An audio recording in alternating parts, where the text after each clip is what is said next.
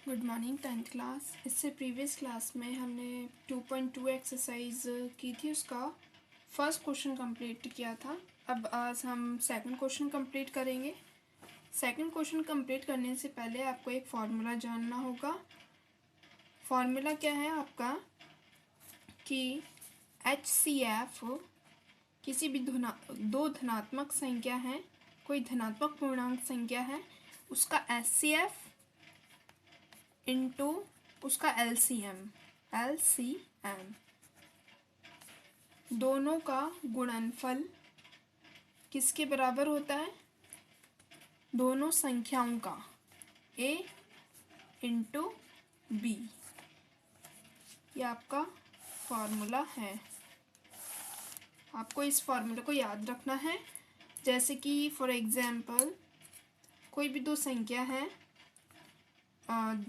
कोई संख्या है 6 और 7, तो इन दोनों संख्या, ये दो संख्या दोनों ये चीज़ है, ठीक है। तो इन दोनों संख्याओं का HCF निकालेंगे और LCM निकालेंगे, तो वो HCF और LCM का गुणा करने पर इन दोनों संख्याओं का गुणा भी इसके बराबर आएगा, ठीक है। वो आप क्वेश्चन सॉल्व करोगे तब अपने आप आपको क्लियर हो जाएगा। तो आपका फर्स्ट क्वेश्चन देखिए। आपका फर्स्ट क्वेश्चन क्या दे रखा है, सॉरी सेकंड क्वेश्चन, पूर्णांक के निम्नलिखित युग्मों का HCF हिंदी में लिखा हुआ है, इसका समापवर्तक, और ये LCM ज्ञात करना है आपको, ठीक है। और सत्यापित भी करना है कि HCF इंटू LCM बराबर पूर्णांकों का गुणनफल। दो संख्या दे रखी है, जैसे कि मैंने आपको A और B बताया था। आपको A और B दो संख्या है, यहाँ पर A और B आपको क्या दे रखा है, 96 दे रखा है, और यहाँ पर 404 दे रखा है। दो संख्या यहाँ पर आपको A और B दे रखी है। तो आपको क्या करना है, इन दोनों संख्याओं का HCF निकालना है और LCM भी निकालना है। तो आपका सेकंड क्वेश्चन है, सेकंड का फर्स्ट क्वेश्चन 96 और ये 404। अब इसका आपको LCM भी निकालना है, HCF भी निकालना है। तो ये HCF और LCM निकाला कैसे जाता है, देखिए। आपको 96 के अभाज्य गुणनखंड लिखने होंगे। किसके? 96 के अभाज्य गुणनखंड। और मैंने इससे प्रीवियस क्लास में आपको फर्स्ट क्वेश्चन कराया था, वो अभाज्य गुणनखंड करना आपको सिखा दिया था मैंने। किस प्रकार से निकालेंगे इसके अभाज्य गुणनखंड, आप क्वेश्चन की यहाँ पर रफ वर्क छोटा सा कर भी सकते हो। यहाँ पर इस प्रकार से इसके अभाज्य गुणनखंड निकालना है आपको। अभी देखना है कि किसकी टेबल से जाएगा। सबसे पहले छोटी टेबल देखी जाएगी, दो के पाड़े से ही पूरा पूरा चले जाएगा। तो 2 लिखते हैं यहाँ पर। 2 के पाड़े में 9 तो नहीं आता, 8 आता है 4 बार, 4 लिख दिया। जितनी बार आता है वो लिखना है। कई बच्चे 8 लिख देते हैं कि 9 नहीं आता, 8 आता तो 8 का 8 लिख देते हैं। 8 नहीं लिखना, 8 कितनी बार आता है वो लिखना है। अब शेषफल एक बच्चा, 8 आता है 4 बार आता है। अब एक बच्चा उससे दिया, 16 हो गया। अब 2 के पाड़े में 16 कितनी बार आता है, अपने 8 बार आता है। ये फिर से 2 के पाड़े से चले जाएगा। 2 के पाड़े में 4 आता है 2 बार और 8 आता है 4 बार।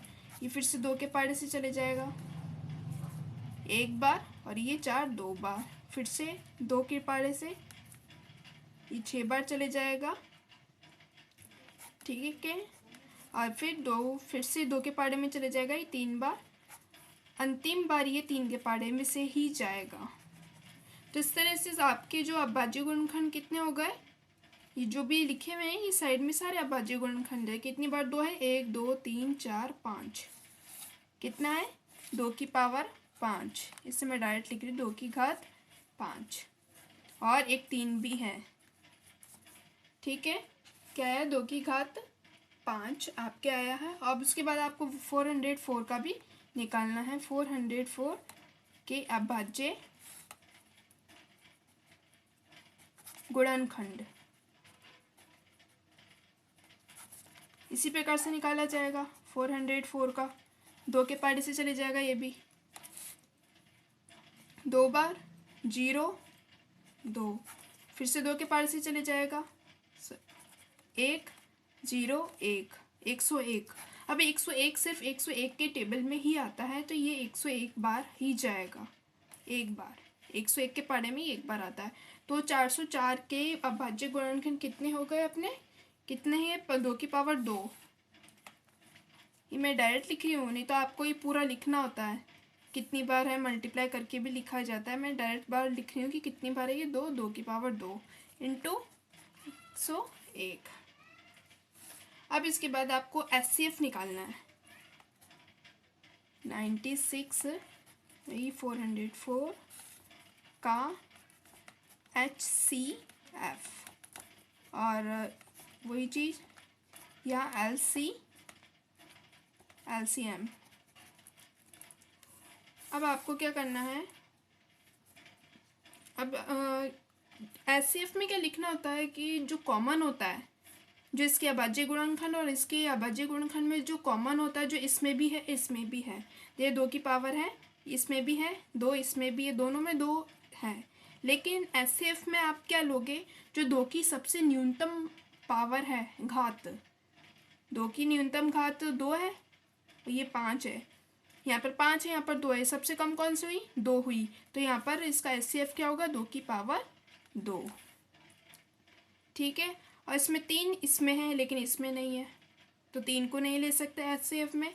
101 इसमें है लेकिन इसमें नहीं है, इसलिए HCF में उसे इंक्लूड नहीं कर सकते हैं। HCF में सिर्फ वही लिया जाता है जो दोनों में शामिल, दोनों में मौजूद हो। जैसे 2 की पावर 2 इसमें भी है लेकिन न्यूनतम पावर लेनी है, यहाँ पे 5 है और यहाँ पर 2 है, तो आपको न्यूनतम वाला लेना है, ये आपका HCF हो जाएगा, क्योंकि और इसमें कोई कॉमन नहीं है। अब LCM में क्या होता है, उसमें सबसे पहले कॉमन वाली चीज़ देखते हैं। 2 की पावर इसमें भी है, 2 इसमें भी है, लेकिन इसमें क्या है, HCF का उल्टा लिया जाता है, सबसे ज़्यादा पावर वाला लिया जाता है।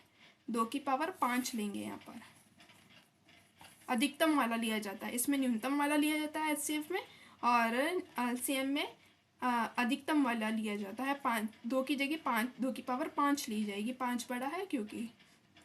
अब इसके अंदर LCM में एक काम और किया जाता है, जो 3 और 101 अब इसमें है, इसके गुणनखंड में है, तो इसे भी लिया जाएगा। शेष जो भी रह जाता है उस सबको लिख लिया जाता है यहाँ पर, जो बेनिस्टर ना हो, कॉमन ना हो। 3 इसमें है, इसमें नहीं है, तो इसे यहाँ पर भी लिख लीजिए। और ये भी 2 अंक बच चुके हैं, अपनी 2 संख्याएं बच चुकी हैं, उन्हें भी यहाँ लिख लीजिए। अब एक काम और है, यहाँ पर इसे सॉल्व भी करना है। 2 का स्क्वायर क्या होता है, 4 होता है, तो आपका HCF क्या हो जाएगा, 4 हो जाएगा। और LCM 2 की पावर 5 कितना होता है, 32 होता है। मल्टीप्लाई कर लीजिएगा, 2 यहाँ पे बता देती हूँ मैं, 2 को 5 बार मल्टीप्लाई करना है, 1 2 3 4 5, 5 हो गया ना, 2 इंटू 2 4, ये 2 इंटू 2 4, 4 इंटू 4 16, 16 दूनी 32, और ये बाकी का ये इन दोनों को गुणा किया 303।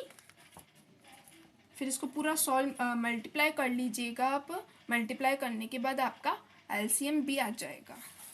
ठीक है, कर लोगे आप मल्टीप्लाई। तो इसके बाद आपका क्या है, आपको सत्यापित भी करना है। ठीक है, सत्यापित भी करना है, या फिर मैं अब इसे कर ही देती हूँ। 96। ठीक है, तो ये आपका LCM आ गया, और ये आपका LCM आ गया, ये HCF आपका 4 आ गया। ये तो आपके मार्क्स होंगे इसकी अलग अलग, सिर्फ आपको इतना करके नहीं छोड़ना है, इसे सत्यापित भी करना है, तो उसके मार्क्स कट जाते हैं कई बार। तो सत्यापित कैसे करते हैं देखते हैं। देखिए, ये अपना फॉर्मूला क्या था, HCF into LCM is equal to A into B। अभी ये आपका सेम आना चाहिए, ये आपका सेम आना चाहिए। अब आपका HCF क्या आया था, 4 आया था, 4 इंटू LCM कितना आया था, 96 ये आया था आपके। ठीक है, बराबर उसके बाद A और B, 2 संख्या किसका अपन HCF LCM निकाल रहे थे, 96 का, इंटू दूसरी संख्या 404 थी। अब आपको इन दोनों को मल्टीप्लाई करना है, इन दोनों को मल्टीप्लाई करोगे और इन दोनों को मल्टीप्लाई करोगे तो वही आना चाहिए, जो ये दोनों है लेफ्ट हैंड साइड और राइट हैंड साइड, दोनों एक ही आने चाहिए। ठीक है, मल्टीप्लाई करते, 4 को 6 से मल्टीप्लाई किया 24, 4 हासिल का 2, 4 को 9 से मल्टीप्लाई किया, क्या आ जाएगा अपना 36 आ जाएगा, 36 और 2 कितना हो जाएगा 38 हो जाएगा, 8 हासिल का 3, फिर इसको इससे मल्टीप्लाई करेंगे 24, 24 और 3 27, 7 हासिल का 2, फिर ये 36, 36 और ये कितना हो जाएगा 38 हो जाएगा। अब इसको जो मल्टीप्लाई करोगे आप, इसे भी यही आना चाहिए, आप सॉल्व करोगे अपने आप, दोनों बराबर ही आएगा। मल्टीप्लाई करके देख लीजिएगा, मैं लिख देती हूँ यहाँ पर डायरेक्ट। यहाँ पर फिर आपको क्या लिखना है, वेरीफाई, आपको वेरीफाई भी करना है। एचसीएफ जो आ रहा है और जो एलसीएम आपने निकाला है दोनों को मल्टीप्लाई करना है, और जिन दोनों संख्याओं का आपने एचसीएफ और एलसीएम निकाला है उन दोनों को मल्टीप्लाई करके देखेंगे तो आपके यही आएगा और यही आना चाहिए, ठीक है। अब एक क्वेश्चन और करा देती हूँ मैं आपका। इसके बाद एक क्वेश्चन और है, सेकंड नंबर का क्वेश्चन, ये 90 वाला, थर्ड नंबर वाला करा देती हूँ मैं, 90 और 144 वाला। 96 व 144। अब आपको 96 के गुणनखंड लिखने हैं, अभाज्य गुणनखंड, अभाज्य गुणनखंड, और उसके बाद 144 के भी अभाज्य गुणनखंड निकालने हैं। अब 96 का किस प्रकार से निकालेंगे आप, 90 है ये,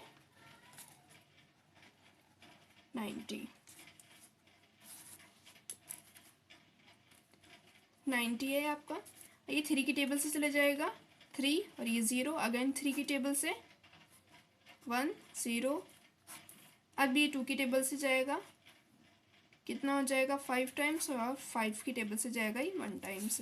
तो इसके अभाज्य गुणन सबसे छोटी संख्या पहले यहाँ पर लिख रही हूँ 2, यहाँ पर 2 की घात कुछ भी नहीं है, मतलब एक ही है, और 3 की घात 2 बार है, 3 2 बार है ना, 1 2 और 5 1 बार है, तो 5 1 बार लिख देती हूँ मैं।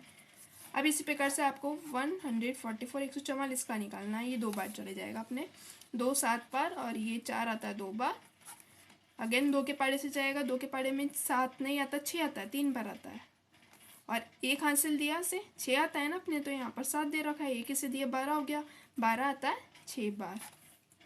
ये फिर से 2 के पाड़े से चले जाएगा, 2 के पाड़े में 3 नहीं आता, 2 आता है 1 बार, 1 इसके दिए 16, 16 आता है 8 बार। फिर से ये 2 के पाड़े से चले जाएगा 9 बार, फिर ये 3 के पाड़े से चले जाएगा 3 बार, और 3 1 बार। तो 2 की कितनी पावर हो गई, 1 2 3 4, 4 हो गई, 2 की पावर 4 इंटू 3 की पावर 2। तो इसका एचसीएफ क्या होगा, एचसीएफ क्या होगा, देखो कॉमन क्या क्या है, 2 भी है 3 भी कॉमन है, तो एचसीएफ में आपको मिनिमम वाली, न्यूनतम घात वाली संख्या लेनी है, आपको 2 की पावर 2 लेना है, सिर्फ एक घात 1 भी बोल सकते हो, ठीक है। उसके बाद 3 भी उभयनिष्ठ है, इसमें 3 इसमें भी है तो इसमें भी है, तो इसमें भी न्यूनतम कुछ नहीं है, मतलब इसमें भी 2 है तो इसमें भी 2 है, तो पूरा 3 का स्क्वायर आ जाएगा। अब इसके बाद एलसीएम, एलसीएम भी लिखना है, उभयनिष्ठ 2 है, लेकिन आपको 1 की जगह 2 लेना है, मैंने एलसीएम में आपको बताया था कि आपको अधिकतम घात लेनी होती है, और 3 भी उभयनिष्ठ है, इसमें कोई न्यूनतम और अधिकतम कुछ ऐसा है नहीं है, तो जितना है पूरा का पूरा वही आ जाएगा, और जो शेष रह गया 5 रह गया उसे भी एलसीएम में इंक्लूड कर लिया जाता है। अब इसे 2 की पावर तो 1 है, और ये 3 का स्क्वायर क्या होता है 9 होता है, 9 होता है, इन दोनों को मल्टीप्लाई करेंगे 18 आ जाएगा, और इसका एलसीएम क्या होगा 2 की पावर 4, 2 को 4 बार मल्टीप्लाई करना है, तो कितना हो जाएगा 16 हो जाएगा, 3 का स्क्वायर 9 होता है, आपको स्क्वायर कहाँ तक याद करने हैं, कम से कम 15 तक तो याद होने चाहिए, जिसको 15 तक याद नहीं है 10 तक याद करो, 10 से फिर लिमिट बढ़ाते जाओ, और ये 5, 16 इंटू ये पूरा कितना आ जाएगा 45, तो इसको आप आगे मल्टीप्लाई कर लीजिएगा, मैं मल्टीप्लाई करने में समय नहीं कमाऊँगी, आपको मालूम है। तो आप मल्टीप्लाई कर लोगे और उसके बाद ये सॉल्व हो जाएगा। फिर आपको क्या करना है, सिर्फ आपको वेरीफाई करना है। इसके बाद आपने मल्टीप्लाई कर लिया होगा, करीब उसका मल्टीप्लाई आ रहा है कि 700, ये मैं लिख देती हूँ यहाँ पर, आपके 720 आ रहा है मल्टीप्लाई करने पर। तो आपका एचसीएफ कितना है 18 और एलसीएम कितना है 720 आया। अब इसका सत्यापन भी करना है आपको। सत्यापन कैसे करना है, वही formula, HCF into LCM is equal to जो दो संख्या है उनका गुणा। तो अपना एलसीएम कितना है, तो इसमें 18 इंटू एचसीएफ, एलसीएम अपना है 720 और दो संख्या कौन सी थी, 90 थी और एक 44 थी। अब इन दोनों का आप मल्टीप्लाई करोगे, मैं आपके लिए छोड़ रही हूँ ये, तो दोनों समान ही आएंगे। और यहाँ पर वेरीफाई लिखना है आपको सिर्फ, क्योंकि इससे पहले वाला भी क्वेश्चन मैंने कराया है और ये क्लियर हो जाएगा आपका। अब इसके बाद मैं आपको 3rd नंबर का क्वेश्चन कराती हूँ, बहुत ईजी है। 3rd नंबर के क्वेश्चन में क्या है, देखिए, अभाज्य गुणनखंड विधि द्वारा, वही अभाज्य गुणनखंड करना है आपको, एलसीएम निकालना है विधि द्वारा। आपको एचसीएफ समापवर्तक और ये लघुत्तम मतलब एलसीएम, एचसीएफ और एलसीएम निकालना है। महत्तम और लघुत्तम बोला है, महत्तम मतलब एचसीएफ और ये लघुत्तम मतलब एलसीएम की बात कर रही है। यहाँ पर दो संख्याओं की जगह तीन संख्या हो गई है, 12, 15 और 21। ठीक है, इसका 3rd क्वेश्चन है, 3rd का फर्स्ट क्वेश्चन 12, 15 व 21।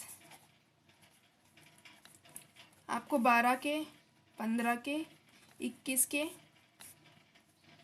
के अभाज्य गुणनखंड लिखने हैं। क्या लिखना है आपको, अभाज्य गुणनखंड। नीचे भी वही डैश डैश मतलब वही 15 के अभाज्य गुणनखंड, 21 के अभाज्य गुणनखंड। अब 12 का मैं यहाँ निकाल रही हूँ, 2 बार जाएगा, 2 के पाड़े में 12 आता है 6 बार, और फिर 2 बार चले जाएगा, फिर से 3 बार, और 3 के पाड़े में आता है 1 बार। तो अपना क्या है 2 की पावर 2 इंटू 3। अब इस प्रकार से अब 15 का निकालना है। ये 2 के पाड़े में तो जाएगा नहीं, 3 के पाड़े में जाएगा, कितनी बार आता है, ये 5 बार आता है। फिर ये 5 के पाड़े में आता है 1 बार, तो कितना हो गया यहाँ पर 3 इंटू 5। अब इसी प्रकार से आपको 21 के निकालने हैं। 21 ही 3 के पाड़े में आता है 7 बार, ये 7 बार चले जाएगा, 7 1 बार। ठीक है, तो कितना हो गया यहाँ पर 3 इंटू 7। अब आपका एलसीएम लिखना, एचसीएफ और एलसीएम लिखना है। अब इसमें आपको एचसीएफ लिखना है। अब आपको एचसीएफ में क्या लिखना होगा, देखो उभयनिष्ठ इसमें सिर्फ 3 दिखाई दे रहा है, मैं इसमें भी है 3, इसमें भी है, तो एचसीएफ तो अपना 3 हो जाएगा, और बाकी और कुछ उभयनिष्ठ मुझे दिखाई नहीं दे रहा है। अब एलसीएम में सबसे पहले उभयनिष्ठ लिख दिया। अब उसके बाद जो एक्स्ट्रा में जो भी बच चुके हैं, जैसे 2 का स्क्वायर, 2 की घात 2 बच गया है, इसे भी इंक्लूड करना है, 5 को भी और 7 को भी। जितना भी शेष अंक बच जाते हैं, संख्या बच जाती है, उसे यहाँ लिख देना होता है एलसीएम में। तो अपना एचसीएफ तो क्या हो जाएगा 3 हो जाएगा, और ये 3, 2 का स्क्वायर 4, और ये दोनों का मल्टीप्लाई किया मैंने, तो कितना हो जाएगा अपना 35 हो जाएगा, और ये दोनों को मल्टीप्लाई करेंगे अपना 12 हो जाएगा इंटू 35, और फिर इसको दोनों को मल्टीप्लाई कर लेंगे, 12 पंजे 60 हो जाएगा, 0 हासिल का 1, और 12 तिया 36, 36 और 6 अपना कितना आ जाएगा 42 हो जाएगा। तो अपना एलसीएम क्या आ गया, तो अपना एचसीएफ तो एक आंसर है, और एक दूसरा एलसीएम भी निकालना था, वो आंसर अपना है। 2 क्वेश्चन पूछे थे, उसने एचसीएफ पूछा था और एलसीएम पूछा था, वो अपन ने दोनों निकाल लिया है। इसमें कुछ सत्यापित कुछ नहीं करना है, इससे सिंपली आपको एलसीएफ और एचसीएम निकालना है, वो भी अभाज्य गुणनखंड विधि द्वारा। एक क्वेश्चन और कराती हूँ मैं। अब इसके बाद आपको 3rd नंबर का क्वेश्चन मैं करा रही हूँ, बहुत ईजी है, लेकिन आप कन्फ्यूज़ ना हो जाए इसलिए मैंने ये वाला क्वेश्चन लिया है। क्या है इसका, 17, 23 और 29 अपने 3 संख्या हैं, इसके अभाज्य गुणनखंड निकालने हैं। अभी खुद ही अभाज्य हैं, 17 सिर्फ 17 के टेबल में ही आता है, 23 सिर्फ 23 की टेबल में ही आता है, और ये 29 की टेबल में ही आता है। देखिए इसका अगर एलसीएम भी ये निकालोगे भी तो ये 17 की टेबल में एक बार जाएगा, 23 भी एक बार जाएगा, 29 भी एक बार ही जाएगा। ये अभाज्य संख्या हैं सारी। तो ये क्या होगा, ये 1 इंटू 17 लिख सकते हैं इसे। और इसी प्रकार से इसे 1 इंटू 23 लिख सकते हैं, इसे 1 इंटू 29 लिखा जा सकता है। अब इसका एचसीएफ क्या होगा, कॉमन तो सिर्फ एक ही दिखाई दे रहा है तो एक इसका आंसर है। इसमें आप अधिकतर कंफ्यूज हो जाते हैं, इसलिए है बहुत इजी, कुछ भी नहीं है इस क्वेश्चन में, लेकिन ये अधिकतर आ जाता है तो मिस्टेक कर देते हो। और इसका एलसीएम में उभयनिष्ठ तो एक है, एक लिखने का वैसे कोई मीनिंग नहीं है, क्योंकि एक को किसी से भी मल्टीप्लाई करोगे वही नंबर मिलता है। बाकी के ये उभयनिष्ठ है, और सॉरी उभयनिष्ठ तो ये लिख लिया मैंने एक, और बाकी के जो बचे हुए शेष 17, 23 और ये 29, इन सबको भी मल्टीप्लाई करना है। इन सबको पूरा मल्टीप्लाई कर लोगी तो इसका करीब, मैंने कर लिया है इसका पहले से मल्टीप्लाई, तो इसका करीब मल्टीप्लाई आ जाएगा। आप एक बार और चेकआउट कर लीजिएगा, ये आपका एलसीएम आ जाएगा। एचसीएफ तो एक आ गया और एलसीएम अपना ये आ गया। सिंपल सा क्वेश्चन था। बाकी के आप होमवर्क क्वेश्चन में करोगे, जितने ज़्यादा प्रैक्टिस करोगे क्वेश्चंस की उतने ज़्यादा आपके क्वेश्चन आपको इजी लगेंगे। बहुत इजी एक्सरसाइज है वैसे भी। अब इसके बाद का मैं 4th नंबर का क्वेश्चन लेती हूँ। थोड़ा थ्योरिकल क्वेश्चन है, लेकिन उसमें भी निकालना यही है, एचसीएफ और एलसीएम ही निकालना, और कुछ करना ही नहीं है उसमें। देखिए क्वेश्चन, जस्ट मिनट।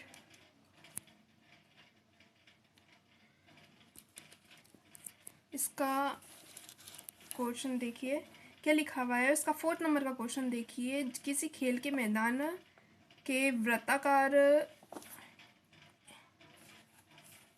अब दिख रहा होगा, इसमें लिखा हुआ है कि एक खेल का मैदान है, उसके वृत्ताकार पथ पर आपके पास बुक होगी तो आप बुक में से क्वेश्चन को रीड करती रहेगा। वृत्ताकार पथ पर मैदान का एक पूरा चक्कर लगा रहा है रमन, ठीक है, तो वो 18 मिनट में लगाता है। क्या कर रहा है वो, 18 मिनट में चक्कर लगा रहा है। 1 मिनट देखिए, रमन के 18 मिनट लगते हैं उसे। एक कोई चक्कर, मैदान है, वृत्ताकार गोल है, तो एक रमन एक पूरा चक्कर लगा रहा है तो उसको 18 मिनट लग रहे हैं। उसे कितने मिनट लग रहे हैं, 18 मिनट लग रहे हैं। और जबकि इसी वृत्ताकार पथ पर एक मैदान पर एक दूसरा कोई है, अनुप्रिया वो भी एक चक्कर लगा रही है, लेकिन वो क्या 12 मिनट में लगा रही है। इसने, रमन ने तो 18 मिनट में लगाया और अनुप्रिया 12 मिनट में इसका समय लगाती है। तो दोनों एक ही स्थान से एक ही समय पर चलना प्रारंभ करते हैं। एक ही, जैसे रेसिंग होती है, एक ही टाइम पर स्टार्ट कर रहे हैं चलना, लेकिन ये 18 मिनट में लगा रहा है और ये अनुप्रिया 12 मिनट में लगा रही है, और एक ही दिशा में चल रहे हैं। बताइए तो कितने समय बाद दोनों पुनः प्रारंभिक स्थान पर, जहाँ से स्टार्ट की थी उन्होंने चलना, वहीं पर दोनों मिलेंगे, एक साथ मिलेंगे। तो इसमें आपको क्या है, कुछ नहीं करना है, इसमें एलसीएम निकालना है। जब ये चक्कर लगा रहे हैं तो उसको वापस से मिलने की स्थान की बात की जाए तो आपको सिर्फ एलसीएम निकालना है। तो आपको सिर्फ इस पर थोड़ी वर्ड्स अरेंज करके लिखने हैं कि किसी वृत्ताकार पथ का एक चक्कर, रमन, यहाँ पर ऐड कर दो, रमन किसी वृत्ताकार पथ का एक चक्कर लगाता है। कितने, 18 मिनट में। और अनुप्रिया है डैश, वो भी चक्कर लगा रही है, लेकिन वो 12 मिनट ही है, हाँ 12 मिनट में लगाती है। तो आपको क्या निकालना है, सिर्फ आपको यह लिख भी सकती हो कि दोनों के पुनः एक ही स्थान पर मिलने के लिए आपको क्या निकालना पड़ेगा, वह 18 और 12 का एलसीएम ज्ञात करना होगा। अब इसकी क्या लिखेंगे, 18 के अभाज्य गुणनखंड और 12 का अभाज्य गुणनखंड।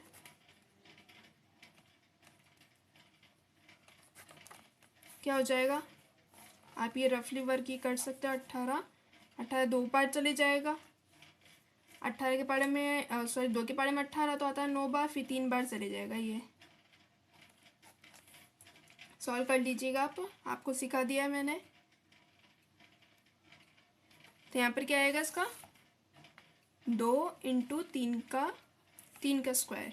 ओके, अभी 12 का क्या हो जाएगा, 2 के पारे से चले जाएगा 12, 6 बार, अगेन 2 बार जाएगा 3, फिर 3 बार 1।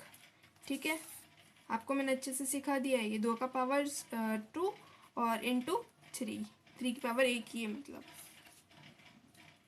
अब आपको क्या निकालना है, एलसीएम निकालना है आपको बस।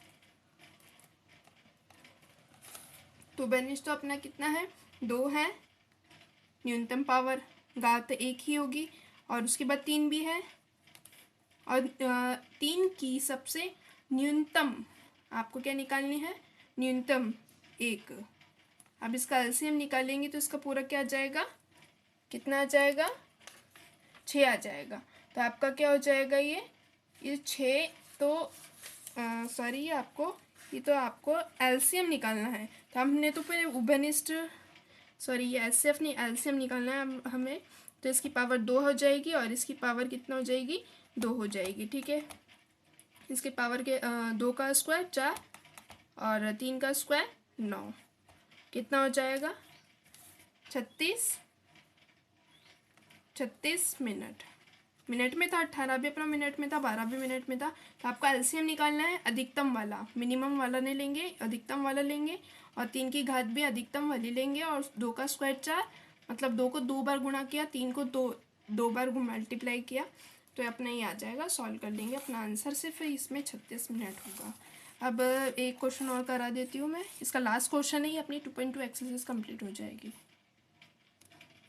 अब इसके बाद आपका 5th नंबर का क्वेश्चन है कि एक संगोष्ठी है, उसमें हिंदी, अंग्रेजी और गणित में भाग लेने वाले प्रतिभागियों की संख्या दे रखी है। 60 है और ये पूरा 84 है, ये 108 है, 108 है।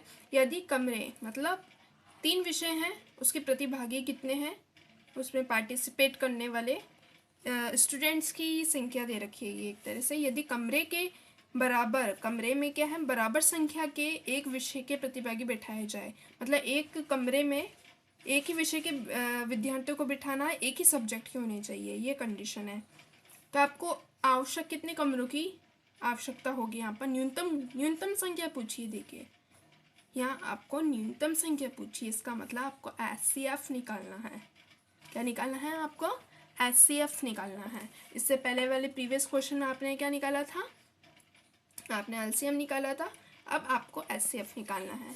तो एचसीएफ निकालने के लिए वही 3 संख्या दे रखी है। सबसे पहले तो आपको क्या निकालना है, प्रतिभागियों की संख्या निकालनी पड़ेगी पहले तो आपको, कि एक कमरे में कितने प्रतिभागी बिठा सकते हैं। ठीक है, तो इसमें 60 की बाज्य गुणनखंड लिखने, तो आप पूरा सॉल्व कर लोगे, या निकालना बताऊँ मैं, आप इसको सॉल्व करोगे, आप अपने आप निकालोगे, और इसका आ जाएगा 2 का स्क्वायर। मैं ऑलरेडी निकाल चुकी हूँ, इसलिए मैं डायरेक्ट लिख रही हूँ। ठीक है, और ये 84 के हो जाएंगे स्क्वायर, और 3 × 7 108 का हो जाएगा 2 का स्क्वायर इंटू 3 का क्यूब। अब इसका आपको क्या एचसीएफ निकालना है। एचसीएफ क्या है, ये मैंने यहाँ पर लिख दिया, इन संख्याओं का आपको एचसीएफ निकालना होगा। एचसीएफ क्या हो जाएगा, फिर ये प्रतिभागियों का एचसीएफ निकल रहा है। ठीक है, तो एचसीएफ क्या हो जाएगा, उभयनिष्ठ अपना 2 है, 2 की पावर सब में 2 ही है, तो 2 हो जाएगा, और इंटू 3 भी है, लेकिन इसकी मिनिमम संख्या देखिए घात 1 है, यहाँ पर तो 3 है, लेकिन मिनिमम वाला लेंगे हम। ठीक है, तो इसका क्या हो जाएगा, 2 का स्क्वायर तो 4 होता है, इंटू 3, तो कितना हो जाएगा 12। अभी 12 निकला क्या है, यह प्रतिभागियों की संख्या थी 60, और ये पूरा सब ठीक है, ये सब प्रतिभागियों की संख्या थी। तो हमने क्या निकाला है, ये भी प्रतिभागियों की संख्या निकली 12। हमने प्रतिभागियों की संख्या निकाली, और वो भी कौन से, एक कमरे में या प्रत्येक कमरे में बैठने वाले प्रतिभागियों की संख्या बराबर, मतलब एक कमरे में 12 प्रतिभागी बैठ सकते हैं और हमें न्यूनतम कमरों की संख्या निकालनी है। कितने न्यूनतम, मतलब टोटल तो जितने भी बच्चे हैं, जितने भी प्रतिभागी हैं, तो उन्हें कितने कमरों की आवश्यकता होगी, जबकि हमें एक कमरे में तो 12 ही बैठा सकते हैं। तो हम क्या निकालेंगे, कमरों की संख्या, कमरों की संख्या बराबर क्या होगा, कुल प्रतिभागी बटा 12, क्योंकि एक कमरे में तो हम 12 प्रतिभागियों को बिठा सकते हैं और कुल प्रतिभागी कितनी है, 12 से भाग दे देंगे तो वो निकल जाएगा। कुल प्रतिभागी 60, ये जितने प्रतिभागी थे वो लिख देंगे यहाँ पर, टोटल प्रतिभागी निकल जाएंगे। ठीक है, 4 और 8 12, 2 हासिल का 1 और ये कितना हो जाएगा 9 और ये 15 हासिल का 1, ये हो जाएगा अपना 2। अब इसे क्या है, भाग देना है, तो पूरा 12 के पाड़े से चले जाएगा, ये 12 के पाड़े में 12 आता है एक बार, और 12 के पाड़े में 24 आता है 2 बार, हासिल का 1 दिया इसे, 12 आता है एक बार, मतलब 21 कमरों की आवश्यकता होगी। ठीक है, कुछ नहीं किया हमने, इसमें क्या किया है कि एचसीएफ निकालना पड़ेगा न्यूनतम कमरों की, क्योंकि न्यूनतम के लिए एचसीएफ निकाला जाता है। तो ये प्रतिभागी हैं, तो एक कमरे में कितने प्रतिभागी बैठ सकते हैं, उसके लिए पहले आपको एचसीएफ निकाला, तो एक कमरे में कितने प्रतिभागी 12 बैठ सकते हैं, और टोटल कितने हैं, टोटल ये हिंदी और अंग्रेज़ी और ये गणित के प्रतिभागी उनका योग किया, उससे 12 से भाग दिया, तो कितने कमरों की आवश्यकता होगी, 21 कमरों की आवश्यकता होगी, वो आपका निकल जाएगा। ये आपकी 2.2 एक्सरसाइज कंप्लीट हो गई है। अब इससे नेक्स्ट वाली क्लास में हम आगे की 2.3 से रिलेटेड क्वेश्चन है, जो कि एग्जाम्पल क्वेश्चन करना बहुत ज़्यादा ज़रूरी है, उसी से ही एग्ज़ाम में क्वेश्चन बनते हैं, वो करेंगे।